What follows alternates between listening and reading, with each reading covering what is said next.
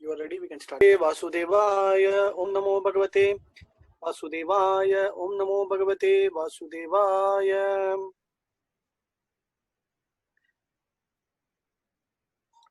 Hare Krishna. So Brajamandala Parikrama, we are continuing in the Brajamandala Parikrama within the Vrindavan Dham. We are going into the different places, kshetrams within the Vrindavan town. हम लोग वृंदावन परिक्रमा हम लोग ब्रजमंडल परिक्रमा के अंतर्गत वृंदावन में परिक्रमा कर रहे हैं और हम कल जहाँ पे समाप्त किए थे यात्रा वहीं से अब आगे बढ़ेंगे.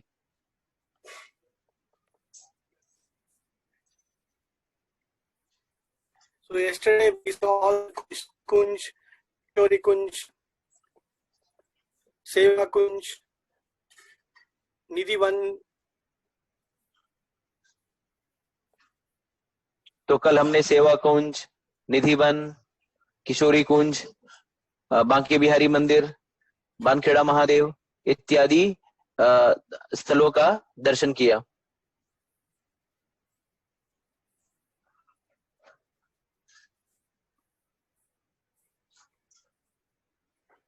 So today we will continue from, I think Meerabai also finished. Yeah, Shahaji Mandir also finished. Yeah, from 64 Samadhis.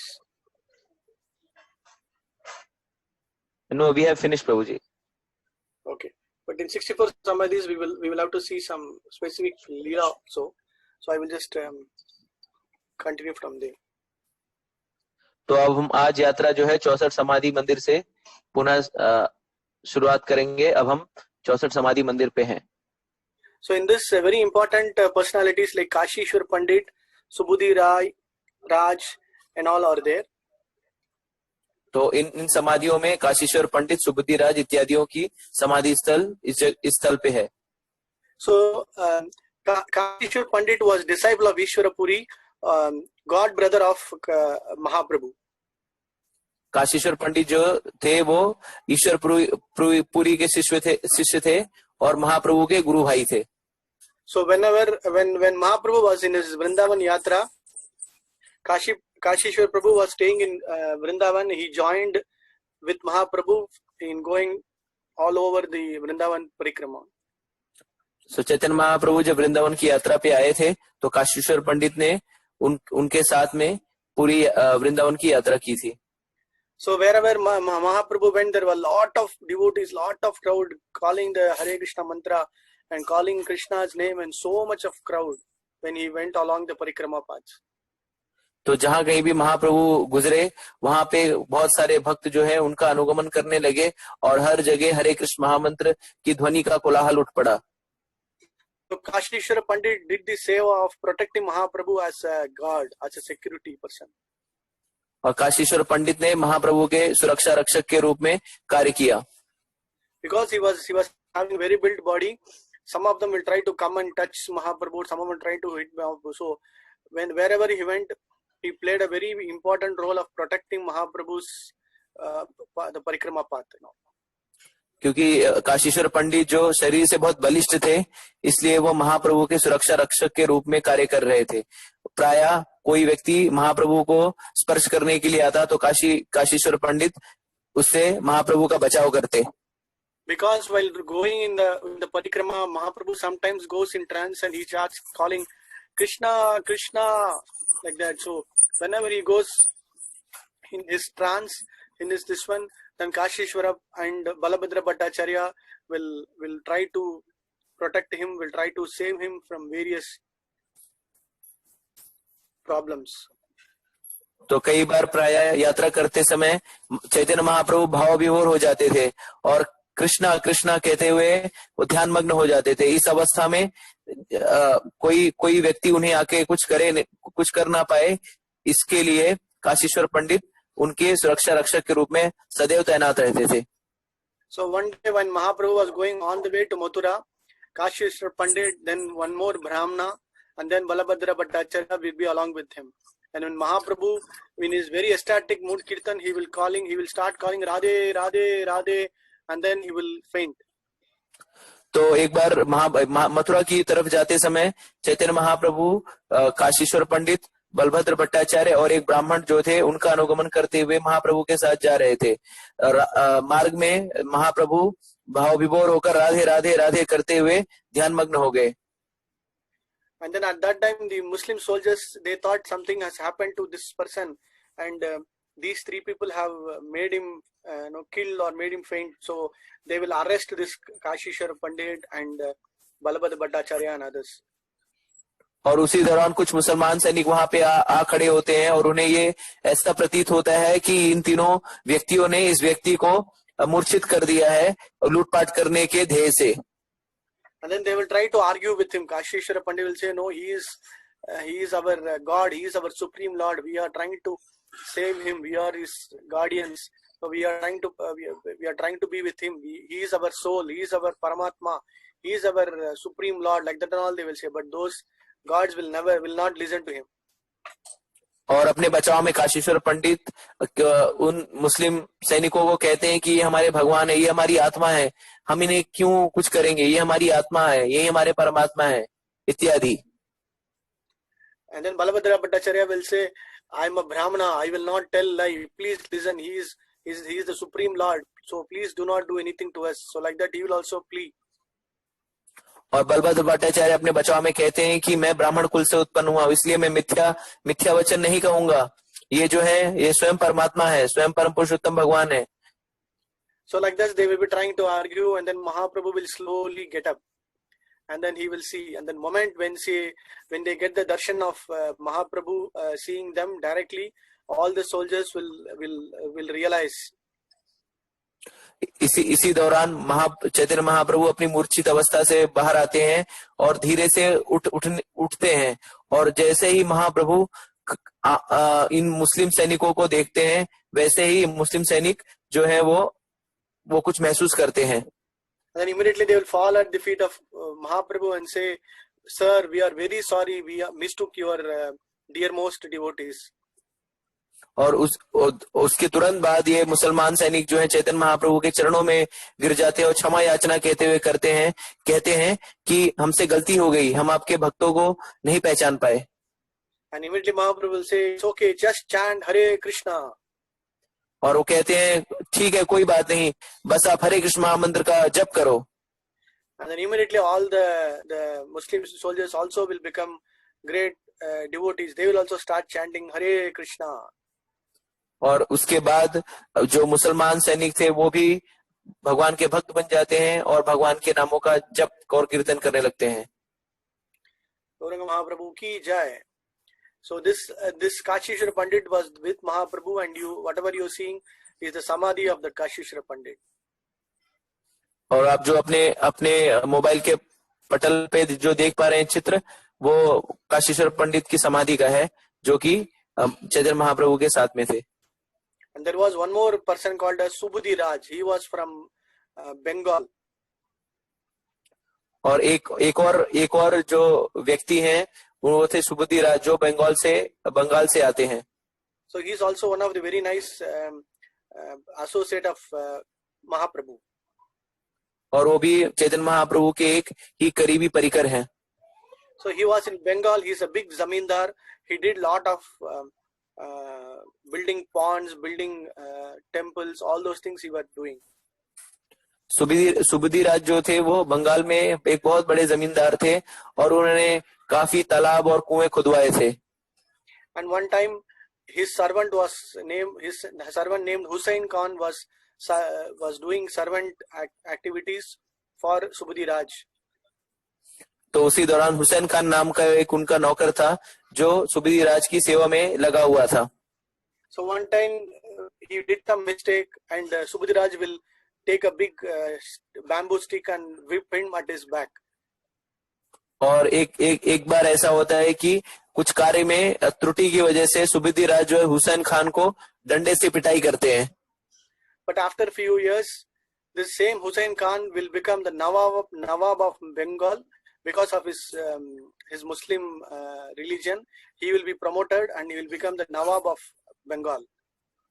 कालांतर में यही हुसैन खान जो है वो बंगाल का नवाब नियुक्त किया जाता है। So one day his wife will notice his back and ask what happened, why did this kind of big scare came onto your back. तो एक दिन हुसैन खान की पत्नी जो है अपने पति की पीठ पे ये जख्म के निशान देखती है, तो वो प्रश्न करती है कि ये जख्मों के निशान आपको कहाँ से मिले। Then Hussain Khan will tell about his previous thing, like he was as a servant, he was working for Subhadik Raj and all. He will tell about what he was doing at his previous life, I mean some years back. तो हुसैन खान जो है अपनी पत्नी को अपने पूर्व समय की बातें जो है बताता है कि किस तरह वह सुबेदी राज के यहाँ पे नौकर का कार्य करता था। And then his wife will become angry, said, now you are the Hussain, you are Nawab, go take him and put him in jail. और उसकी पत्नी उग्र होते हुए कहती है, अब तुम बंगाल के नवाब हो, जाओ और उसे उठाकर जेल में ठूस दो। But Hussain Shah said, no, he's still, I'm having lot of respect for him. He was my earlier boss, so I will not do that. तो हुसैन खान कहते हैं कि नहीं, मैं ऐसा नहीं कर सकता, क्योंकि वो पुराने मालिक हैं और मुझे उनके प्रति बहुत सम्मान और स्नेह है। Then that point of time, usually what they will do is when somebody they hate, they will just make them a Muslim by just sprinkling water from their hands. They will just sprinkle water on the other person and immediately they are considered as Muslims. So his wife will say, instead of putting him punishment, just invite him, just sprinkle water on his body, then he will become a Muslim. तो पहले के जमाने में प्राय ऐसा होता था कि अगर किसी को मुसलमान धर्म में इस्लाम धर्म में बदलना है तो उसके ऊपर अगर कोई मुसलमान व्यक्ति अपने घड़े से पानी फेंक दे तो व्यक्ति मुसलमान कहलाया जाता है। तो इसी का लाभ उठाते हुए हुसैन खान की पत्नी कहती है कि उसे लाइए और सुबेदी राज को लाइए और उसे भी मुसलमान बना दीजिए। So Hussain Khan will do the same and Subedi Raj will be completely shocked. He'll be like, he wanted to commit suicide because nobody will accept him when after somebody sprinkles water on him. So he'll be very much shocked and he doesn't know anything. So just for committing suicide, he will come to Vrindavan. और सुबेदी राज के साथ हुसैन खान इसी तरह से करता है। ये इस घटना के बाद सुबेदी राज इतने व्यथित हो जाते हैं कि वो आत्महत्या करने की सोचने लगते हैं, क्योंकि कोई भी हिंदू परिवार जो था उन्हें स्वीकार नहीं करता था और आत्महत्या करने के उद्देश्य से ही सुबेदी राज जो है वृंदावन पहुंचते हैं। So in Vrindavan he will spend some time, he will do his japa, he will do the place that you're seeing, he will do all the cleaning activities, everything in this place he used to do. And he became a very good friend of Raghunath Bhatta Goswami. और सुबेदी राज जो है वृंदावन में हरिनाम का जप करते थे, भक्तों की सेवा करते थे, साफ सफाई करते थे और कालांतर में वो रघुनाथ भट्ट गोस्वामी के बहुत ही करीबी निकट मित्र बन गए। And before that, when Mahaprabhu came to Vrindavan, he got an opportunity to have darshan of Mahaprabhu. और महाप्रभु के वृंदावन आने से पहले उन्हें महाप्रभु के दर्शन करने का सौभाग्य प्राप्त हुआ। And then all the devotees will come and say, this is Subedi Raj. Because of Kala, this one, they have converted him to Muslim. और सारे भक्त आके कहते हैं कि सुबेदी राज हैं जो कि इस्लाम मुसलमान बन गए हैं। But Mahaprabhu will come, no, come here, and he will embrace him and say, Hare Krishna. और महाप्रभु कहते हैं नहीं, यहाँ आओ, और महाप्रभु सुबेदी राज का आलिंगन करते हैं और कहते हैं हरे Krishna. No, you are still a Vaishnava because you have chanted the holy name of the Lord. महाप्रभु कहते हैं कि आप जो हैं अभी भी वैष्णव हैं क्योंकि आप भगवान के पवित्र नामों का जप कर रहे हैं। And Mahaprabhu knew that he is going to commit suicide. So he will say, don't commit suicide. You stay in Vrindavana, do seva in Vrindavan. महाप्रभु को ये पहले से ज्ञात था कि सुबेदी राज जो है वो आत्महत्या करेंगे, इसलिए वे उन्हें निर्देश देते हैं कि आप वृंदावन में रहिए और भगवान के पवित्र नामों का जप करिए। So after that, Mahaprabhu will bless him and say, don't worry about being a Muslim. You are still a Vaishnava. You stay in Vrindavan and then do. भगवान उनसे कहते हैं कि आप ये चिंता मत करिए कि आप मुसलमान हैं, आप अभी भी वैष्णव हैं और आप वृंदावन में रहिए। So this is one of the most benevolent Bhaktavatsala Mahaprabhu, demonstrating that irrespective of their their past, their present activity karma. When somebody chants the holy name of Krishna, Hare Krishna, Mahaprabhu will be so merciful to forgive them. और ये महाप्रभु की एक महावदन्याय लीला है, जहाँ पे महाप्रभु किसी के पूर्व में क्या घटना घटित हुई है उससे कोई उन्हें फर्क नहीं पड़ता। वो सिर्फ हर व्यक्ति को कृष्ण नाम जपने के लिए कहते हैं और उसे कृष्ण प्रेम बांटते हैं। So the same Subudhi Raj stayed here for the rest of his life and did lot of Vraj Seva along with other Vaishnavas. और वही सुबुद्धि राज जो थे इस स्थल पर कई वर्षों तक निवास किए और उन्होंने ब्रज की बहुत अच्छे से सेवा की। So like that there are so many Goswamis, Vaishnavas who have done lot of Vraj Seva here, and so all their small samadhis are built in one particular place here.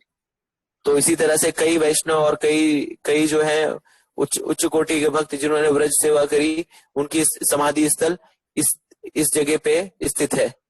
So when we go to this place, we have to pray to all these Vaishnavas that no, we get that same Vaishnava quality and then establish our mood in serving the Lord in Vraja. तो जब हम इस स्थल पे आए हैं तो हमें ये प्रार्थना करनी चाहिए कि ये जो वैष्णव है हमें वही भाव प्रदान करें जिससे हम भगवान और धाम के प्रति हमारी जो प्रेम है वो जागृत हो और बढ़े। So next we are going to a very big building, big temple, the largest temple in Vrindavan, in the Vrindavan town is called Rangji Mandir. तो अब हम रंगजी मंदिर पहुंच रहे हैं जो कि वृंदावन में सबसे ऊंचा मंदिर है। The area, the square feet area within the Vrindavan, the biggest temple is this Rangji Mandir. तो क्षेत्रफल के अनुसार सबसे बड़ा जो मंदिर है वो ये रंगजी मंदिर है।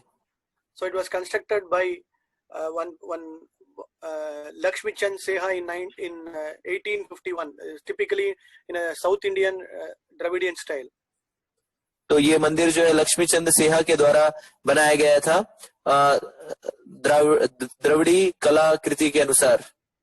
So the very big gopuram, the compound walls, everything is very big.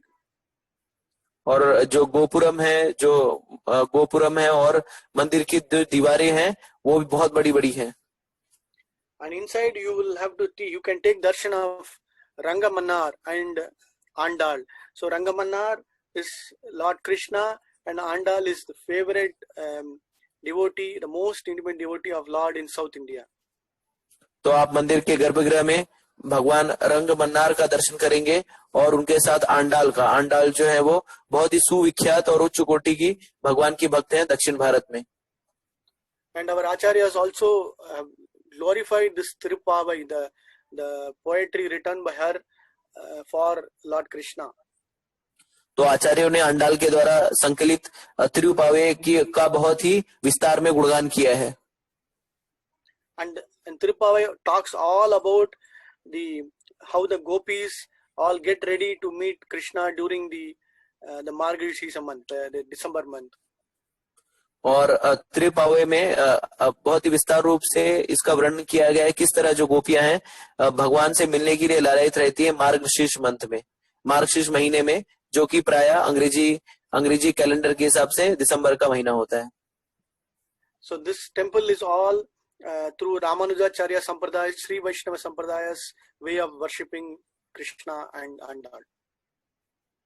तो यहाँ पे इस मंदिर में श्री वैष्णव परंपरा के अनुसार पूजा अर्चना की जाती है भगवान की। And inside they have a Ram, Lakshman, Sita परिवार deities also. और मंदिर के प्रांगण में ही राम दरबार भी है जिसमें राम, लक्ष्मण, सीता और हनुमान जी की विग्रह भी हैं। And every year they do a big cart festival like our Jagannath Rath Yatra. They also do a very big Rath Yatra there, bringing out the Utsava Murtis in the Vrindavan streets. तो जिस तरह से जगन्नाथपुरी में रथ यात्रा होती है उसी तरह से रंगजी मंदिर में भी जो उत्सव विग्रह हैं उनको लेके एक विशाल रथ यात्रा का आयोजन होता है हर वर्ष। Yeah, and all the Brajavasis participate and they affectionately call him as Rangji, हमारा रंगजी। और सारे जो ब्रजवासी हैं इसमें उत्साह पूर्वक सहभागी होते हैं और प्रेम पूर्वक कहते हैं कि हमारे रंगजी हैं। And inside there are a lot of kind of museum where you can see small mini Leelas, Krishna's Leelas predicted there. Like, for example, whatever you sing is Govardhan Leela. तो वहां पे मंदिर के प्रांगण में ही बहुत सारे भगवान की लीलाओं से संबंधित कलाकृतियां भी हैं, जिसे आप देख सकते हैं. So this is Govardhan Leela. तो आप अपने मोबाइल के पटल पे जो देख पा रहे हैं चित्र, वो गोवर्धन लीला से संबंधित है. अब जो देख पा रहे हैं वो रास लीला से संबंधित है. And then this one is Kumbhakarna. अब जो आप देख पा रहे हैं वो कुंभकर्ण को जगाने के जो लीला है उसका चित्रण किया गया है, उसकी कलाकृति है. And then this is killing of Ravana.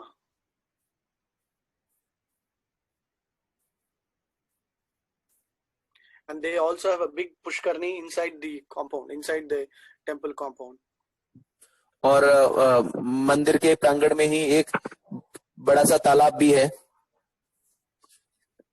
And then next we are going to see one nice construction building called mandir called as Lal Babu Mandir. अब हम आगे बढ़ते हुए लाल बाबू मंदिर के पास पहुंच गए हैं.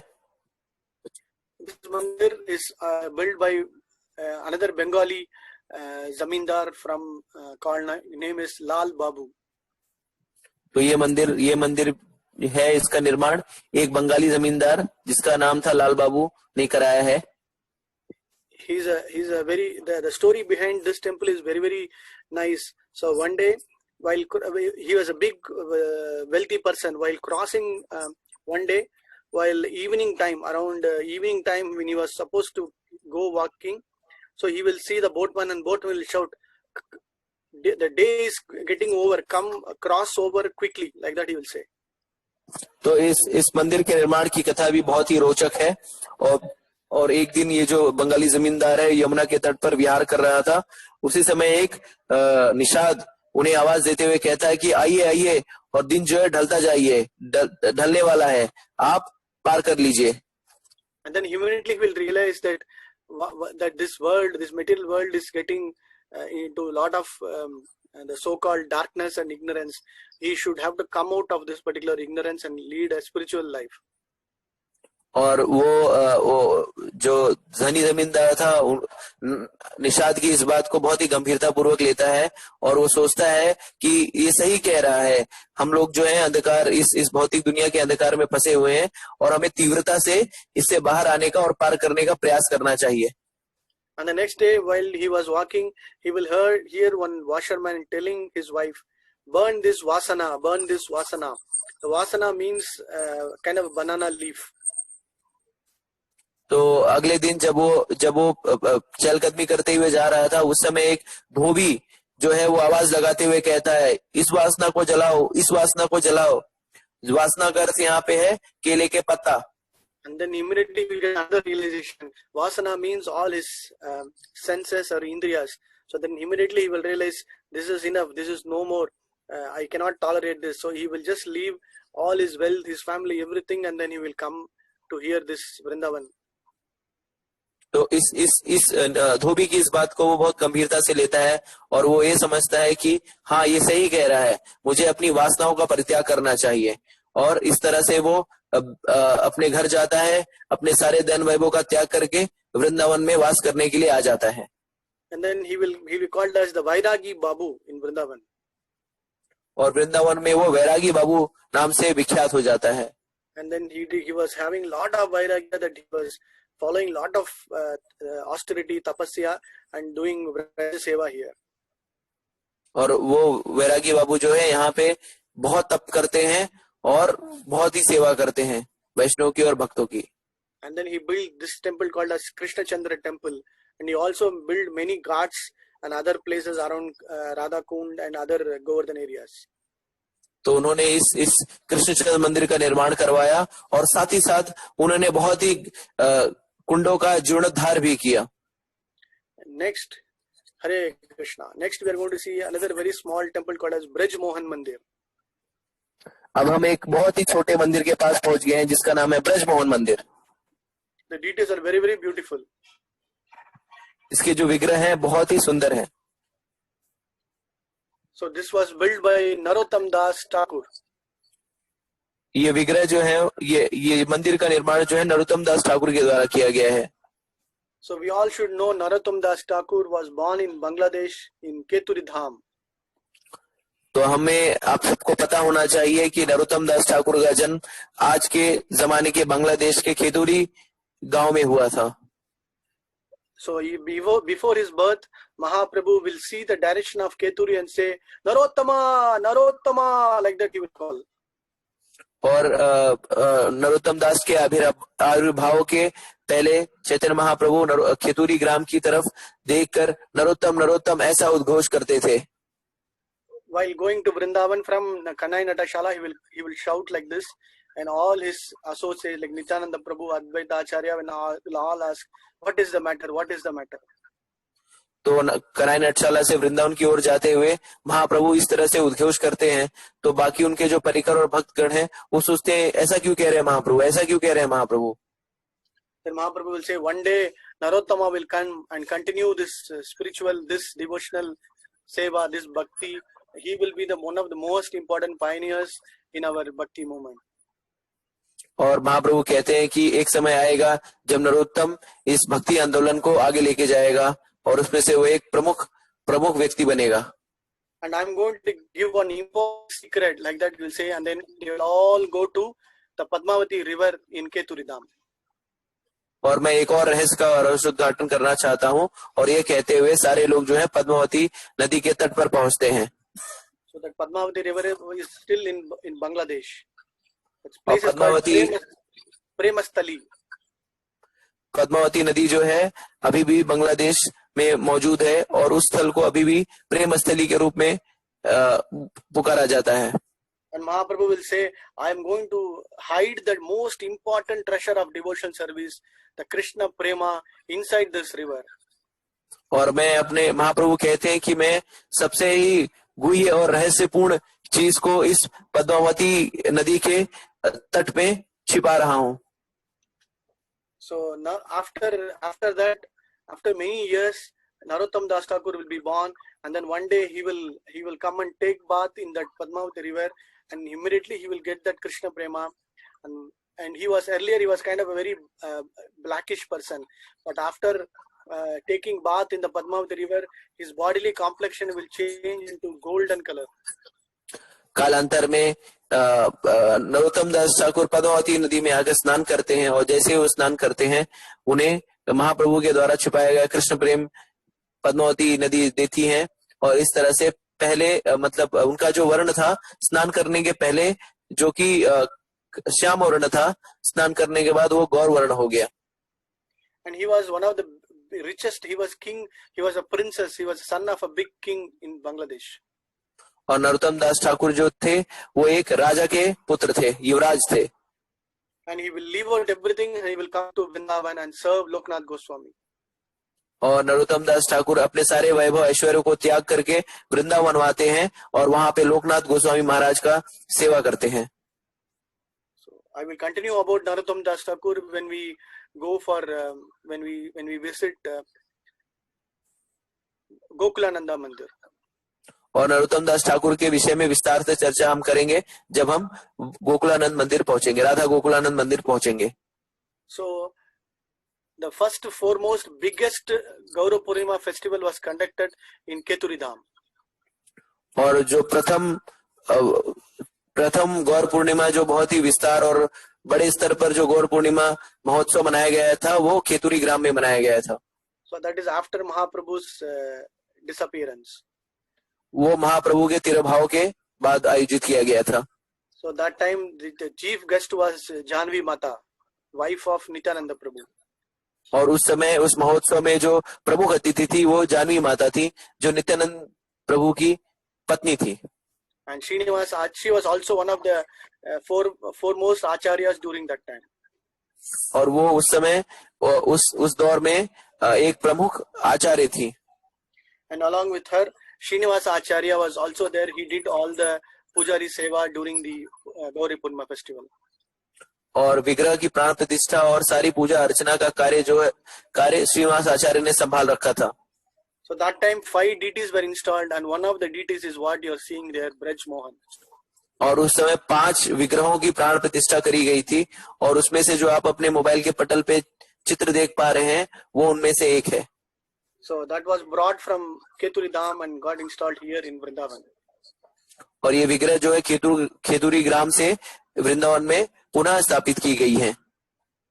So Braj Mohan ki jai, Narottam Das Thakur ki jai.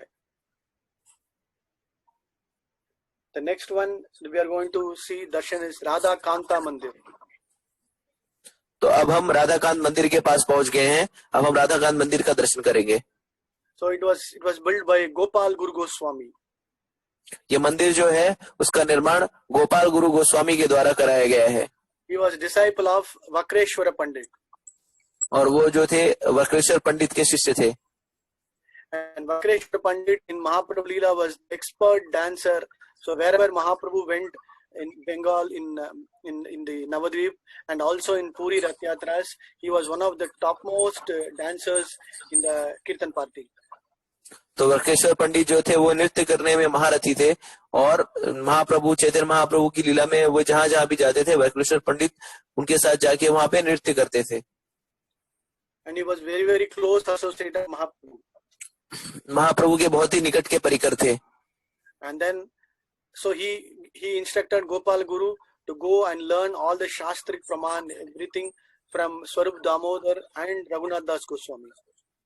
और उन्होंने गोपाल गुरु से उन्होंने स्वरूप दामोदर और रघुनाथ गोस्वामी के अंदर शिक्षाएं ग्रहण की। So Gopal Guru, after staying in Puri, he will come to Vrindavan and also stay here and learn everything from Raghunath Das Goswami.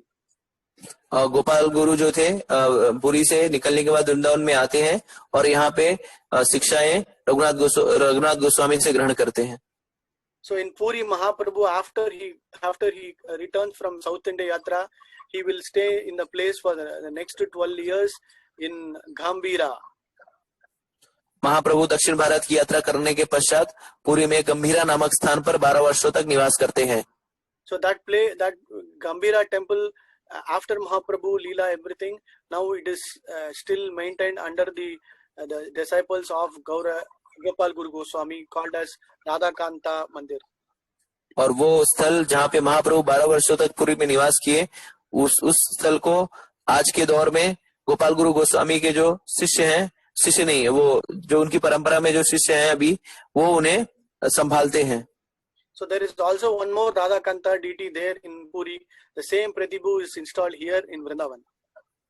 और ये जो विग्रह देख पा रहे हैं, ये इसकी जो मूल विग्रह है वो राधाकांत मठ में स्थापित है, और उनकी प्रतिमूर्तियां जो हैं वो वृंदावन में स्थापित की गई हैं।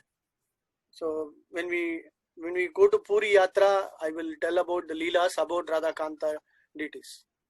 तो जब हम पूरी यात्रा पे जाएंगे उस समय हम इस पे विस्तार पे चर्चा करेंगे। And after his Gopal Guru's disciple Dhyan Chand Goswami constructed this temple and also the Samadhi of Gopal Guru Goswami. तो गोपाल गुरु गोस्वामी के जो शिष्य थे ध्यानचंद, उन्होंने इस मंदिर का निर्माण करवाया और साथ ही साथ उन्होंने उनकी समाधि स्थल का भी निर्माण करवाया। सो अब 1 मिनट बचा हुआ है, तो ये कॉल अभी डिस्कनेक्ट हो जाएगा, तो भक्तों से अनुरोध है कि वो पुनः ज्वाइन करें आगे की कथा सुनने के लिए। So for all the devotees, this call will end, the Zoom call will end in 1 minute. So I would humbly request all of you to join back once because the time limit is 40 minutes, so we will join back again. So please join on the same link to hear further katha. We are going to see Srinivas Acharya's Kutir, Bhajan Kutir. तो अब हम श्रीनिवास आचार्य के भजन कुटीर पर पहुंच चुके हैं। So Srinivas Acharya is the next, also similar to Narottam Das Thakur. Srinivas Acharya, Narottam Das Thakur, Shyamananda Pandit are all the next generation Mahaprabhu's associates. Srinivas आचार्य वगैरह जो हैं वो महाप्रभु के Narottam Das Thakur, Shyamananda Pandit. Narottam दास ठाकुर, श्यामानंद पंडित, ये सब महाप्रभु के दूसरी पीढ़ी के भक्तगण हैं। So Mahaprabhu will take sannyas in Katwa. And that immediately after taking sannyas at the age of 24, the first person to see Mahaprabhu along with his associates Nityananda Prabhu, after his shaven head, taking that beautiful form, the first person to take his darshan was Gangadhar Pandit actually, Gangadhar Pandit. तो महाप्रभु ने कटवा में संन्यास लिया था और पहले व्यक्ति जिन्होंने महाप्रभु को संन्यास के बाद देखा था नरोत्तम दास ठाकुर इत्यादि के साथ, वे थे गंगाधर पंडित। No, Narottam Das Thakur will not see. The father of Srinivas Acharya. अच्छा, श्रीनिवास आचार्य के जो पिताजी थे वो। So that time Mahaprabhu will give a blessing. Your son, you will get a son who will take my Gaura Shakti, my spiritual energy. He will continue in this devotional movement. I think there is some. तो उस समय महाप्रभु ने उनके पिताजी को यह आशीर्वाद दिया था कि तुम्हें एक पुत्र प्रदान होगा, पुत्र की प्राप्ति होगी जो मेरे आंदोलन को आगे बढ़ाएगा। And he is the Mani Manjari in Vraj Leela. और वो व्रज लीला में मणि मंजरी है। So when in Katwa, after Mahaprabhu, after his birth, he wanted to take darshan of Mahaprabhu. He will go to Puri, but when he realized that Mahaprabhu has already left this universe, he will be very devastated, and then he will come to Vrindavan and join under the guidance of Gopal Bhatta Goswami. और श्रीनिवास आचार्य जो है वो महाप्रभु का दर्शन करने के लिए पुरी जाते हैं, लेकिन वहां पता चलता है कि महाप्रभु ने इस भौतिक जगत का त्याग कर दिया है। इस वजह से वो वृंदावन जाते हैं और वहां पे गोपाल भट्ट गोस्वामी के साथ निवास करते हैं। And he will also be studying the scriptures under Jiva Goswami. और उन्होंने शास्त्रों का अध्ययन जीव गोस्वामी के निर्देशन में किया। And then along with Narottam Das Thakur, Shyamananda Pandit, Srinivas Acharya, Jiva Goswami at one point of time wanted to protect all the Shastra scriptures of our Acharyas like Rupa Goswami, Sanatana Goswami. So one day they will make one big trunk boxes of books, and then they will send through bullock cart from Vrindavan to Bengal. तो नरोत्तम दास ठाकुर, श्यामानंद पंडित और श्रीनिवास आचार्य ये सोचते हैं कि जो शास्त्र है उनका हम संरक्षण करना चाहते हैं। संरक्षण करने के उद्देश्य से सारे शास्त्रों की पांडुलिपियां जो हैं एक बैलगाड़ी में करके उसे बंगाल भेजते हैं वृंदावन से। On the way from Vrindavan to Bengal, there will be a small small place, a kingdom called as Vana Vishnupur. तो वृंदावन से बंगाल के रास्ते में एक राज्य आता है जिसे वना विष्णुपुर के नाम से जाना जाता है। And there will be one king called as Birham. और उस राज्य का जो राजा था उसका नाम था ब्रह्मवीर। And then that time the kingdom was completely in the famine, and they wanted to get any kind of help. There was lot of famine, no rain, nothing. So when they will the palace astrologer will say, today to this night a big treasure is getting passed from Vrindavan to Bengal, so you have to take that treasure. तो उस राज्य में उस दौर में सूखा पड़ा हुआ था और वहां पे धन की और बाकी चीजों की बहुत ही आवश्यकता थी। तो राजा का जो ज्योतिष था उसने कहा कि आज रात वृंदावन से बंगाल की तरफ कुछ बहुत ही मूल्यवान वस्तुएं ले जाई जाएंगी। So when you get that vastu, your kingdom will prosper. So you have to send your soldiers as dacoits, and you should not kill the persons, but you should bring the treasure. तो आपको उस मूल्यवान वस्तु को किसी भी तरह हासिल करना है और आप क्या करें, अपने सैनिकों को वहां भेजें और उन जो व्यक्ति उन्हें ले आ रहे हैं उन्हें आपको मारना नहीं है, उस मूल्यवान वस्तु को और उस वस्तु को आप किसी तरह हासिल कर ले। So the soldiers will come and attack Narottam Das Thakur, Shyamananda Pandit, and Srinivas Acharya in the forest. And Narottam Das Thakur and Shyamananda Pandit will go. Narottam Das Thakur will go back to Keturi. Shyamananda Pandit will go to Orissa. But Srinivas Acharya will come back and report the matter to Jiva Goswami.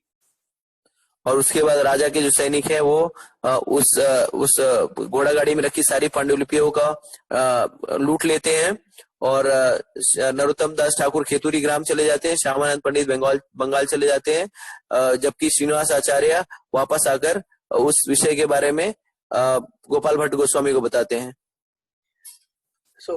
नहीं जीव गोस्वामी को बताते हैं.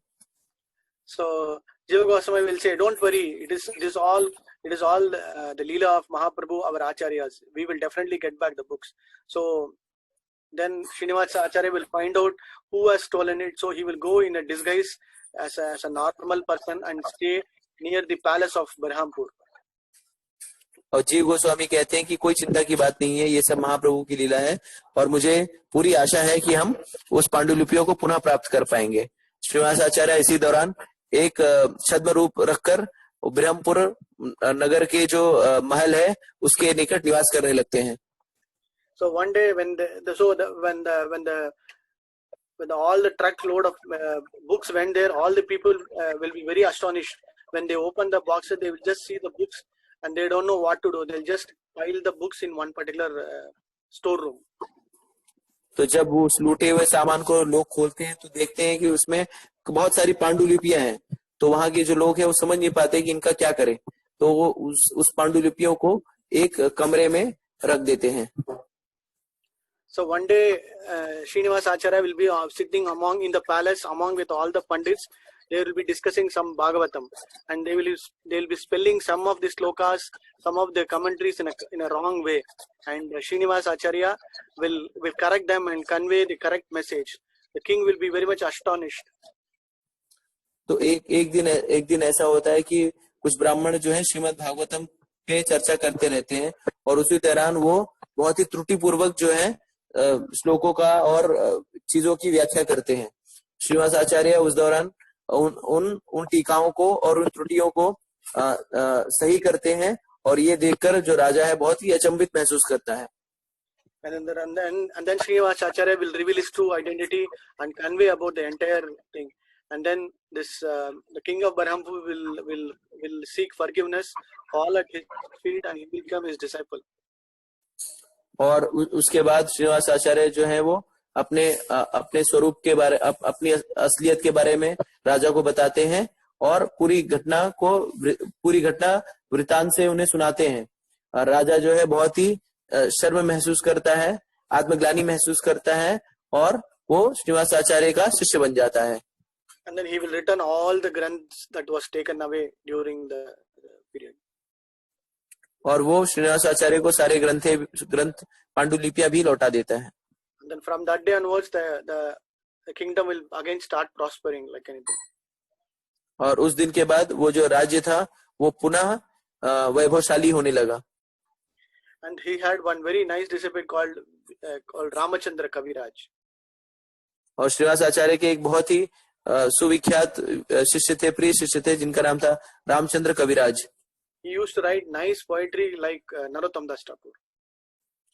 और रामचंद्र कविराज जो थे वो बहुत ही सुंदर पद्य की रचना करते थे. So whenever you hear about Narottam Das Thakur will always say Ramachandra Sangha Mahe. So he will always speak association of Ramachandra. और प्रायः जो नरोत्तम दास ठाकुर अपने पद्य में रामचंद्र का संग मांगते रहते थे, रामचंद्र संगा मांगे, ऐसा लिखते थे. So although the second generation of Mahaprabhu's disciples associates were also equally empowered and they all did lot of preaching activities during that period. तो ये जो दूसरी पीढ़ी के जो महाप्रभु के भक्त थे उन्होंने भी काफी प्रचार और प्रसार किया. And after Srinivas Acharya, he was a grihastha, and after his disappearance, his daughter Hemalata Thakurani, she also did lot of seva. तो उनकी, sorry Prabhu, couldn't get. His daughter name was Hemalata Thakurani. अच्छा, श्रीनिवास आचार्य के जो बेटी थी उनका नाम था हेमलता ठाकुरानी, और उन्होंने भी काफी सेवा और प्रचार प्रसार किया. And whatever you are seeing on the screen are the deities of the various the disciples and others under Srinivas Acharya. तो आप जो अपने मोबाइल के पटल पे जो चित्र देख पा रहे हैं, वो उसमें जो सारे विग्रह हैं वो श्रीनिवास आचार्य और उनके परिकरों के अलग अलग विग्रह हैं.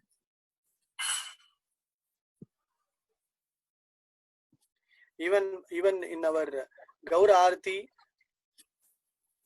Bhaktivinoda Thakur glorifies Srinivas Acharya. तो जब हम गौर आरती का गायन करते हैं और भक्ति विनोद ठाकुर उस गायन में श्रीनिवास ठाकुर का गुणगान भी करते हैं. So this is the samadhi of Srinivas Acharya, his daughter Hema Thakurani, and also Ramachandra Kaviraj in between. तो आप जो ये समाधियां देख रहे हैं तीन, ये नरोत्तम दास श्रीनिवास आचार्य की, रामचंद्र कविराज की और हेमलता ठाकुरानी की, तीनों की समाधियां हैं. Srinivas Acharya ki jai. So next place that we are going to see is called as Gyan Gudri or Gyan Gudadi. तो अब हम ज्ञान गुदड़ी नामक स्थल पर पहुंच चुके हैं. So it has got two leelas in this particular place. तो यहाँ पे दो लीलाएं हुई हैं. So one day the Prayagraj is personified Prayag place where all the three rivers have the Sangamam. So एक दिन प्रयागराज जो स्वयं प्रयागराज यहाँ पे आते हैं. So every year once during the Yamuna flooding, Prayagraj comes here and takes bath in this particular location. तो हर वर्ष यमुना में जब बाढ़ आ जाती है, यमुना का जल स्तर जब बढ़ जाता है, तो प्रयागराज स्वयं यहाँ आकर स्नान करते हैं. So Krishna will say all other rivers, everything will get Sangamam in Prayag, and everybody will get purified in Prayag. But Prayag will get purified at this location, this place. तो भगवान कहते हैं कि सारे लोग अपना शुद्धिकरण करने के लिए प्रयागराज में स्नान करते हैं, और प्रयागराज स्वयं आकर वृंदावन में, ब्रज में या इस जगह पे स्नान करते हैं. So Krishna will say all other Leela Stalis places are all will get purified only with Prayag, but Vrindavan is very very close to me, so this is already above the material platform. तो सारे लोग जो अपने शुद्धिकरण के लिए प्रयागराज में स्नान करते हैं, तो भगवान कहते हैं कि वृंदावन मुझे बहुत प्रिय है, इसलिए ये भौतिक स्तर के ऊपर है और वृंदावन जो है आध्यात्मिक स्तर पर है. And this is also a very important place where Uddhava meets the gopis. और ये वही स्थल है जहाँ पे उद्धव गोपियों के साथ उनकी भेंट हुई थी. After killing Kamsa, Krishna and Balaram will stay back in Mathura and for a long time, and after that one day Krishna sends his cousin Uddhava to this to meet Yashoda, Nanda and all the others. तो कंस को मारने के बाद कृष्ण बलराम जो है मथुरा में रुक जाते हैं, और कुछ दिनों के बाद वो उद्धव को वृंदावन भेजते हैं यशोदा, नंद और बाकी गोपियों और गोपाओं से भेंट करने के लिए. So when he meets the gopis, when he meets the parents, he will be astonished to see their parental love and affection. That's Vatsala Bhav. And similarly, when he meets the gopis, he will be astonished to see. He will not be able to understand the Krishna, the love and the Madhurya Prema that the gopis have. तो जब वो नंद और यशोदा से मिलते हैं तो वे उनके वात्सल्य भाव को देख के बहुत ही अचंभित होते हैं. उसी तरह से जब वो गोपियों से भेंट करते हैं तो गोपियों का कृष्ण के प्रति जो माधुर्य भाव है उसको देख के भी वो बहुत अचंभित हो जाते हैं. So Krishna will send a letter and Uddhava will read that letter, and Uddhava will talk about jnana, like Krishna is the supreme personality of Godhead. He is the Sarva Vyapi, he is the Sarva Karana, like that and all.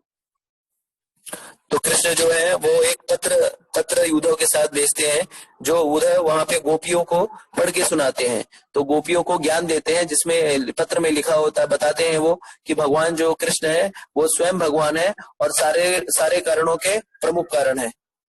And the gopis will become very angry. They'll take the letter and like how do they wash clothes, like gudadi, like no, gudadi means like tearing the clothes, like that they will wash, like how do you wash the clothes, like that they'll put pat, they will tear that letter like anything and say we don't understand anything, we don't want to hear this. तो गोपियां जो है खुद हो जाती हैं, और जिस तरह से हम कपड़े को धोते हैं और छांटते हैं, उसी तरह से उस पत्र को लेके उसे पटपटा देती हैं और कहती है कि हमें इस विषय में कुछ भी नहीं सुनना है। So we all want our Kanaya, our Krishna, our Kana, who used to be our cowherd boy with the flute in his hand, with a peacock feather on his head, and the same Pitambaram. तो हमें अपना हमारा जो कृष्ण है वो वापस चाहिए, जो कि पीताम्बर वस्त्र धारण करता है, बांसुरी लिए रहता है और गाय चराता है।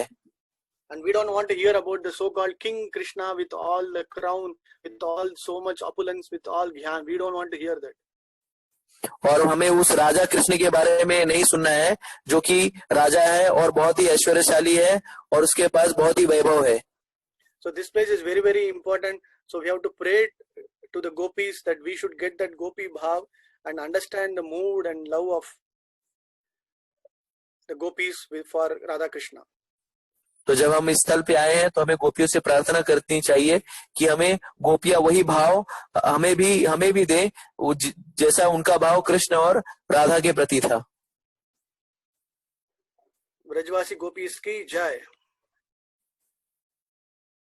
The next place we are going to see, now it is all renovated, but very, very sacred kund called as Brahma Kund.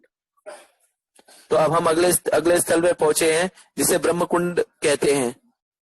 So after realizing his mistake in Brahmanda, in Brahma Leela, in Brahma Vimoga Leela, the tears coming out of Brahma made a big kund here. और ब्रह्म विमोह लीला के पश्चाताप करते हुए ब्रह्मा जी की आंसू से जो अश्रु निकले थे, उससे इस ब्रह्म कुंड का निर्माण हुआ है। Now it is all renovated very nicely. They have renovated the local Brajavasis and some of the devotees. But very importantly, this kund is where Yogamaya gave the gopi form to Shiva, and similarly when Narada also wanted to take part in the Ras Leela, Vrinda Devi gave the Narada gopi form by taking bath in this kund. तो ये जो चित्र देख रहे हैं, थोड़ा पुराना चित्र है। इस कुंड का भक्तों और ब्रजवासियों ने जीर्णोद्धार कर दिया है। और इस स्थल के बारे में सबसे महत्वपूर्ण बात ये है कि इसी स्थल पर शिव जी जो है रासलीला में सहभागी होने से पहले स्नान किए थे और उन्हें गोपी का शरीर मिला था, और यहीं पे नारद मुनि जो है वो रासलीला में सहभागी होने के लिए स्नान किए थे और उन्हें नारद गोपी का स्वरूप मिला था। Hare Krishna. So the next one is Dhavanala Kund. तो अब हम दावानल कुंड पे पहुंच गए हैं, जो कि इसके निकट ही है। And Dhavanala Kund and the next one is Vishram Kund. Both are आमने सामने, but nearby. दावानल कुंड और विश्राम कुंड जो है दोनों समीप में ही है। And after subduing Kaliya, like after killing Kaliya, from Kaliya Ghat is all the way they wanted to go back to Nandagaon. So Krishna and his friends stayed back here in this near this place. Kaliya का मान मर्दन करने के बाद जब कृष्ण और ग्वाल बाल नंदग्राम की तरफ जब जाने के लिए निकले, तो इसी स्थल पर आकर उन्होंने विश्राम किया। And then that night again Kamsa will send this fire demon. और उस रात में कंस जो है वो पुनः एक आग रूपी राक्षस को भेजते हैं। So Krishna will just swallow that Dhavanala, that particular fire, and then after extinguishing the fire, all the gopas will be very thirsty. So he will create this pond and take rest here. So that is why it's called as Dhavanala Kund and also Vishram Kund nearby. तो इसी स्थल पर जब वो दावानल आग लगती है जो राक्षस के स्वरूप में रहती है, तो कृष्ण जो है उस दावानल आग को पी जाते हैं, और जब उस आग को पी जाते हैं तो जो उनके साथ के जो गोप सखा रहते हैं उन्हें बहुत प्यास लगती है। तो कृष्ण जो है इसी कुंड का निर्माण करते हैं, और उससे उनकी प्यास बुझती है, और उसके बाद जल ग्रहण करने के बाद वो अपने गोप सखाओं के साथ यहीं पे विश्राम करते हैं। इसी के लिए यहाँ पे दावानल कुंड और विश्राम कुंड साथ साथ में है। Prabhu ji, Nearby we are 9 o'clock. okay. Maybe I'll just check how many. Yeah. Maybe only a few more, Prabhu. Just 2, 3. We'll finish it so that from tomorrow onwards we can start the main 6 temples of Vrindavan, and then we will leave Vrindavan and go to Mathura. Okay So sir. what we do? तो हम जो है अब 2-3 हमारे पास अभी हमारे पास 3-4 और तीर्थस्थली हैं देखने के लिए। तो अगर आप लोग की आज्ञा हो तो हम आगे बढ़ते हैं, और फिर कल हम मथुरा चलेंगे। नहीं तो आप लोग जैसा कहें यहीं पे हम रुक जाते हैं और प्रश्न उत्तर लेते हैं, जैसा भी आप कहें। हम आगे बढ़े या प्रश्न उत्तर ले? आगे बढ़िए प्रभु। ठीक है, will go ahead Prabhu ji. So this place is very nice place where it's called as Govinda Kund, where sometimes during the picnic time, like after lunch time, when Krishna and his Gopa friends and Balram will come, will take picnic. They'll select one day, one vanam, and then they will have a lot of picnic pastime. So during that time, sometimes all the Gopas will come and massage Krishna's feet. Sometimes Balram will come and sleep here, and all the Gopas will glorify Balram, and then they will massage his feet. तो ये स्थल वो है जहाँ पे ग्वाल सखा जो है वो घूमने टहलने के लिए आते थे, सैर करने के लिए आते थे, और यहीं पे कई बार वो भोजन करते थे, कई बार वो मतलब कुछ खेल कूद करते थे, और कई बार वो भगवान के चरण दबाते थे, और इस तरह से वो आमोद प्रमोद करते रहते थे। And it is one of the largest kunds in Vrindavan where Rupa and Sanatana also stayed during their bhajan periods. और ये वृंदावन का सब कुछ बड़े कुंडों में से एक है, और इसी स्थल पे रूप और सनातन जो भी थे वो भी रहते थे। And very near to our ISKCON Krishna Balram Mandir, we have this Vrindavan Research Institute. और हमारे ISKCON मंदिर के बगल में ही वृंदावन शोध संस्थान भी है। So now we have all come back doing the parikrama. We all started from the parikrama marg from Raman Reti. We have made one big circle parikrama, and then we have come back to the main road in Raman Reti, where we have this institute. In this institute, all the scriptures, old manuscripts, whatever we are able to gather, we have all made us one nice museum. तो यहाँ पे हम जो है वृंदावन की पूरी परिक्रमा करके अब वापस पुनः जो है वो कृष्ण बलराम मंदिर के निकट पहुंच गए हैं, और ये वृंदावन शोध संस्थान जो है वहाँ पे जो पुरानी ग्रंथों की जो पुरानी पांडुलिपियां हैं उसका ये बहुत विस्तृत संग्रह इस स्थल पर है।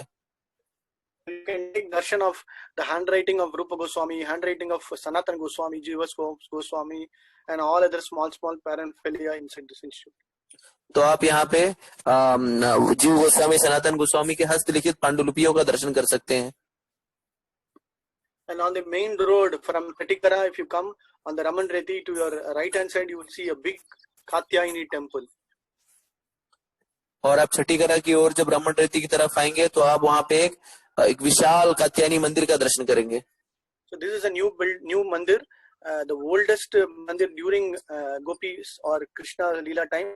The Katyayani mandir is in a different vanam. So during our parikrama, we will visit there.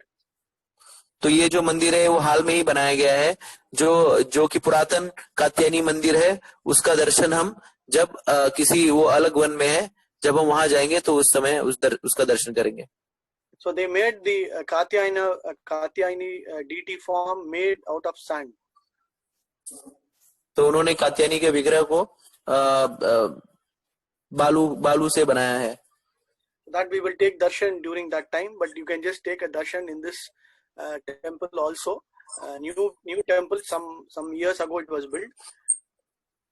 तो उस बालू के बनाए हुए विग्रह का दर्शन हम आगे चल के करेंगे, लेकिन इस समय आप इस मंदिर का दर्शन कर सकते हैं जो हाल ही में बनाया गया है। And next to that, there is one coop called as Venu Coop well. और इस मंदिर के निकट में एक वेनु कूप है, वेनु कुआं.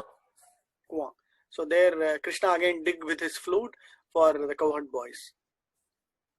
और उन्होंने भगवान ने जिसे अपने ग्वाल बाल सखाओं के लिए अपनी बांसुरी से खोदा था. So near to 70 to 75 different sthalis we have taken darshan in the last 3 days. तो पिछले 3 दिन में आज मिला के 4 दिन में हमने 75 लीला स्थलियों का दर्शन किया है व्रजमंडल परिक्रमा के अंतर्गत. वृंदावन धाम की जय. So tomorrow we will visit the most important 6 Goswamis temples. That is the pending that is what is still we have to take darshan in Vrindavan, and then after that we'll go from Vrindavan to Mathura day after tomorrow. तो कल हम जो 6 गोस्वामी के मंदिर है उनका दर्शन करेंगे और उसके बाद 6ठे दिन हम लोग मथुरा की ओर प्रस्थान करेंगे. हरे कृष्णा. तो आप लोग भक्तों से ये अनुरोध है कि अगर आपका किसी को कोई प्रश्न हो, जिज्ञासा हो, कुछ अनुग्रह हो, तो आप अपने मोबाइल में हाथ ऊपर कर सकते हैं और एक एक करके आप अपना प्रश्न जो है वो प्रभु जी से प्रश्न या निराकरण कर सकते हैं. हरे कृष्णा. तो किसी का कोई प्रश्न है तो आप अपने ऐप में हाथ ऊपर करिए और एक एक करके प्रश्न पूछिए. So for the devotees, if you have any question, so we all request you to take this opportunity to ask the questions, and I would request you to please raise your hand in the app, and accordingly we will give opportunity to seek any query or clarification. Hare Krishna.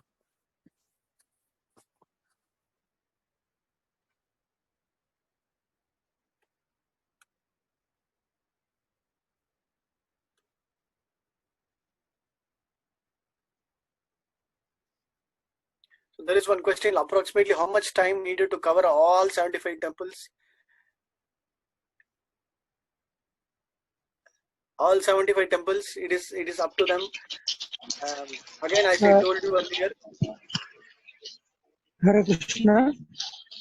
हरे कृष्णा प्रभु, बोलिए. प्रभु जी, दंडोत प्रणाम प्रभु जी. मैं ये बोल रहा था कि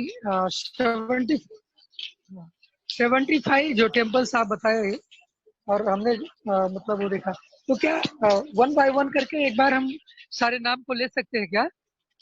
हाँ, मैं पूरे लिस्ट बना के I will send it to you Prabhu. You can be published.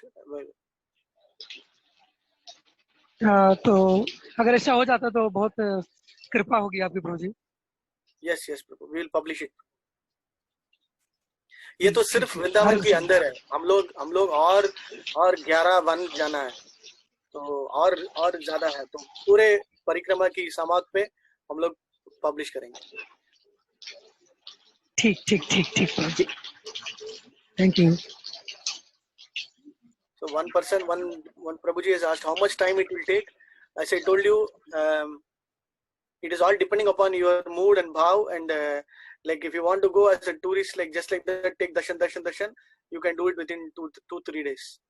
But if you want to relish, if you want to take the ruchi, then it is up to you. You can take as much as time as possible.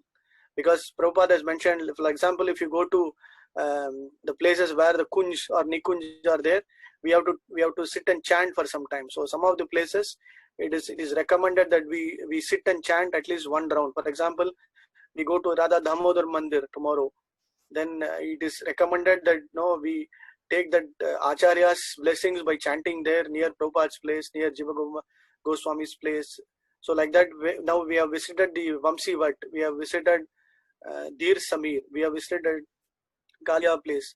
So those places, if we sit and chant, then all our anarthas will go away. We will get the Krishna prem. So it all depends upon our mood and bhav. Hare Krishna.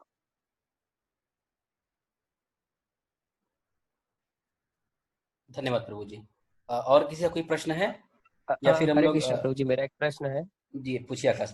प्रभु जी, जैसा कि प्रभुपाद जी कहते हैं कि हम लोग को वृंदावन में 3 दिन से ज्यादा नहीं रहना चाहिए, तो अगर इस हिसाब से हम दर्शन करने के अगर हिसाब से जाए तो ये तो बहुत समय लग जाएगा इतना दर्शन करने के लिए. अगर हम लोग एक माला या 2 माला जपा करते हुए जाएंगे तो उस हिसाब से दर्शन करना तो बहुत वो हो जाएगा हमारे जैसे, मतलब मेरे जैसे के लिए. Correct. So what Prabhupada told in that context is, if you stay anyway, usually general proverb is, if you stay in one place for more than 3 days or more than 1 day, you get accustomed to that place and you take the place in a very lethargic way. Okay, you take it for granted. First point. Second point, we will tend to commit aparadams. We will start, realize, we will start seeing the places in a different mood and all, and we might tend to do aparadams. So that is why Prabhupada has mentioned, like, if you are able to take darshan within 3 days, it is well and good, so that you can relish. But if you are feeling that you can still continue for some more time and then do much more seva, and then also relish the pastimes, it is always welcome. So within the 3 days, if you're not able to do seva, it is okay. But if you're able to stay for more time, you see what kind of seva you can do in the Dham without a Vaishnava aparadh. Okay Prabhu ji, thank you Prabhu जी।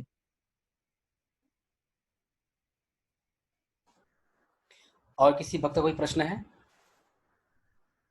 हरे कृष्णा। तो आज का सत्र हम लोग यहीं पर समाप्त करते हैं, अगर किसी का कोई प्रश्न नहीं है तो। कल फिर सब हरे कृष्ण प्रभु, फिर हम लोग ठीक इसी टाइम पे 8 बजे हम लोग सब फिर से मिलेंगे। हरे कृष्णा। सभी को धन्यवाद, प्रणाम। प्रभुपाद की जय।